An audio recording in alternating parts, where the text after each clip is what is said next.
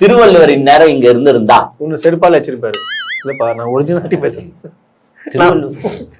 திருவள்ளுவர் நாங்க கொள்கை தலைவர் ஆக்கலாம்னு இருந்தா நீ என்னடா செருப்பால் அடிப்பாருன்ற அவருதான் கன்ஃபார்ம் அடிப்பாரு. சரி அச்சால நாங்க தொச்சு போட்டு நாங்க பேசுவோயா. மக்களே திருவள்ளுவரின் நேரம் இங்க இருந்திருந்தால் திமுகவை பத்தி என்ன தெரியுமா சொல்லியிருப்பாரு? அநீதி, அராஜகம், தில்லுமுள்ளு இவையெல்லாம் திமுக முதற்றே உழைக்கும். இப்ப விஜய் சார் திருவள்ளுவரின் நேரம் இங்க இருந்திருந்தால் நீங்க பண்ற அரசியலை பார்த்துட்டு அவர் என்ன தெரியுமா சொல்லியிருப்பாரு? கொஞ்சம் சொல்லுப்பா. சோம்பேறியில் சிறந்த சோம்பேறி என் சோம்பேறி, பனையூரில் விஜய் சோம்பேறி.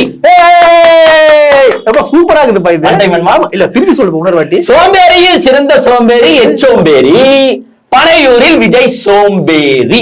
ஏன்னா நம்பர் 1 சோம்பேறி நீங்க தான்ட்டு திருவள்ளுவர்ல செத்து போன திருவள்ளுவர்ல உலகத்துக்கே தெரியும். உலகத்துல எங்கெங்க இருக்கவங்க தெரியும்.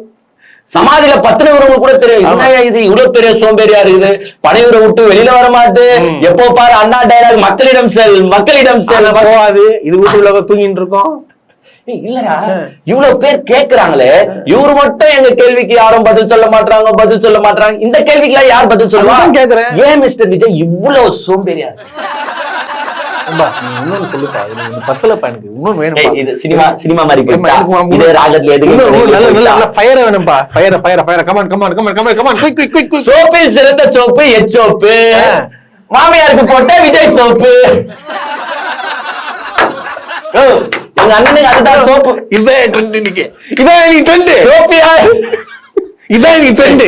சோப்பில் சிறந்த சோப்பு எச்சோப்பு, மாமியாருக்கு போட்ட விஜய் சோப்பு. ஏன்னா எங்க அண்ணன் விஜய சொல்லிருக்காங்க. ஆமா சார் நீங்க நடிச்ச சீன்ல எந்த சீன் சார் உங்களுக்கு பிடிக்கும் போது, அதாவதுங்க அந்த ஒரு படத்துல பொண்ணு நினைச்சு மாமியாருக்கு சோப்பு அந்த சீனை நான் ரசிச்சு செஞ்சேன்.